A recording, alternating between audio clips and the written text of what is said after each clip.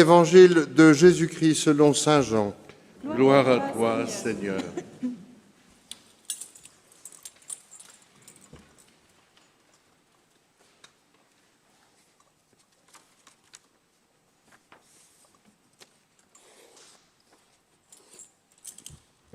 En ce temps-là,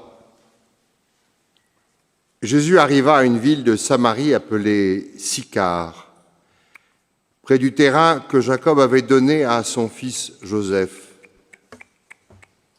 Là se trouvait le puits de Jacob. Il se trouvera là la semaine prochaine. Nous en sommes certains. J'avais hâte de rencontrer la Samaritaine. En ce temps-là, Jésus prit avec lui Pierre, Jacques et Jean, son frère, et il les emmena à l'écart sur une haute montagne. Il fut transfiguré devant eux, et son visage devint brillant comme le soleil, et ses vêtements blancs comme la lumière. Voici que leur apparurent Moïse et Élie qui s'entretenaient avec lui.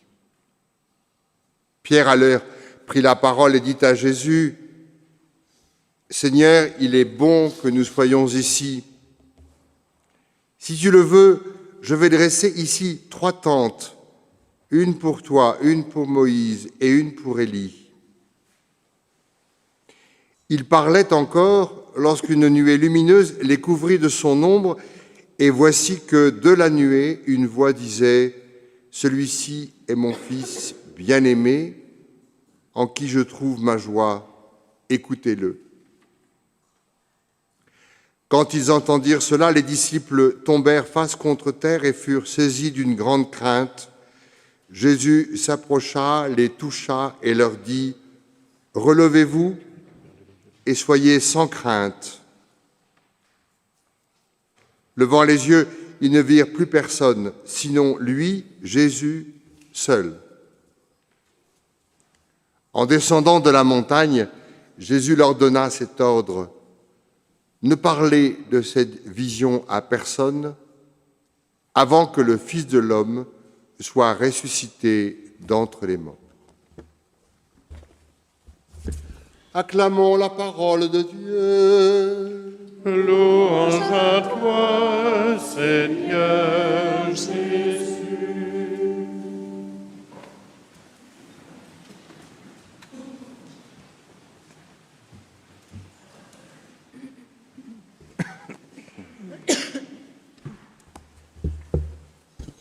En ce deuxième dimanche de Carême, avant d'être au bord du puits de Jacob la semaine prochaine, nous voici transportés au sommet du Tabor pour contempler avec Pierre, Jacques et Jean la beauté du Seigneur. Il s'agit bien là de la beauté si ancienne et si nouvelle qui a emporté le cœur et l'âme de saint Augustin jusqu'à sa conversion. C'est cette même beauté que contemple saint François d'Assise dans ses louanges au Dieu très haut, quand il s'écrie en s'adressant à Dieu, « Tu es beauté ». C'est cette beauté qu'évoque saint Jean-Paul II dans sa lettre aux artistes, constatant que tout ce qu'il avait créé était bon, Dieu vit que c'était également beau. En un certain sens, poursuit-il, la beauté est l'expression visible du bien, comme le bien est la condition métaphysique de la beauté. Il ne s'agit pas bien sûr de la beauté purement formelle et extérieure, mais d'une dimension de l'être à laquelle fait allusion le mot « gloire » dans la Bible. C'est vraiment ce mot qui exprime le mieux la beauté de Dieu qui se manifeste aux hommes. Et c'est cette gloire que les 3 apôtres contemplent au Tabor. Et nous nous arrêtons avec eux pour contempler cette gloire. Cette beauté, c'est celle de l'amour, celle que notre amour découvre avec éblouissement. Mais nous le découvrons aussi dans la personne aimée. dans cette personne pour laquelle on est prêt à donner sa vie en toute liberté et pour toujours. Amour, c'est l'autre nom de la beauté. La mission de Jésus ne s'arrêtera pas au Tabor, nous le savons, il est en marche vers Jérusalem, en marche vers la croix.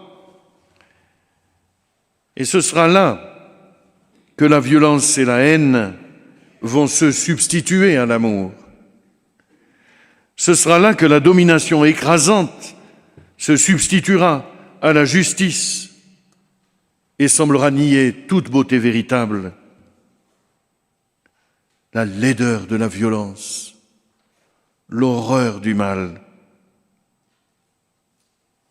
Pour autant, mystérieusement, beauté et souffrance vont marcher de pair. Sur la croix, le Seigneur va aimer les sans-dieux. Sur la croix, Jésus va aimer ceux mêmes qui le mettront à mort. Pardonne-leur, Seigneur. Et la douleur et la mort pénétreront ainsi en Dieu grâce à cet amour. La souffrance divine, la mort en Dieu, la faiblesse du Tout-Puissant sont autant de révélations de cet amour pour les hommes. C'est ça, cet amour incroyable, si tendre, qui nous attire, qui nous entraîne, qui nous fascine en Jésus. Il exprime la véritable beauté qui sauve. C'est un amour qui est feu dévorant, impossible de lui résister, si ce n'est par une incrédulité obstinée, par le refus de notre volonté d'accepter cette dimension contemplative de la vie. Ainsi donc, à la veille de sa mise en croix, le Dieu chrétien, c'est certain, au sommet du Tabor, n'offre pas une réponse théorique à la question du sens de la souffrance. Jésus ne nous fait pas des discours pour dire « Ah oui, mais vous souffrez parce que ça veut dire ceci ou cela ». Il s'offre simplement, il s'offre comme dépositaire, comme réceptacle de toute souffrance humaine. Parce que Dieu ne permet pas qu'une seule larme de ses enfants ne se perde. Vous qui pleurez, vous qui souffrez, le transfiguré ne laissera pas perdre une seule de vos larmes. Il les fait siennes. C'est véritablement un Dieu proche. Et sa proximité même manifeste son amour de miséricorde, sa tendre fidélité.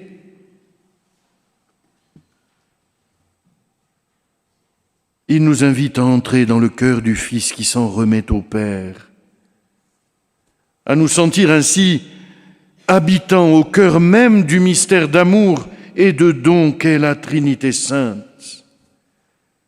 Oui, le Fils est là, transfiguré par l'Esprit de gloire, et la parole du Père retentit, la Trinité sainte se manifeste pendant ce chemin vers Jérusalem. Toute la splendeur de la beauté de Dieu nous dit l'amour qui sauve, la beauté qui sauve le monde. C'est bien l'amour qui communie à la souffrance, frères et sœurs. Quand l'amour communie à la souffrance, toute la beauté de Dieu est là.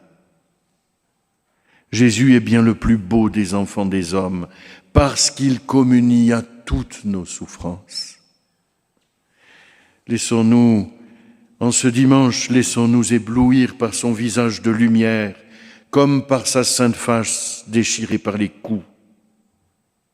C'est vraiment lui, la beauté qui nous sauve.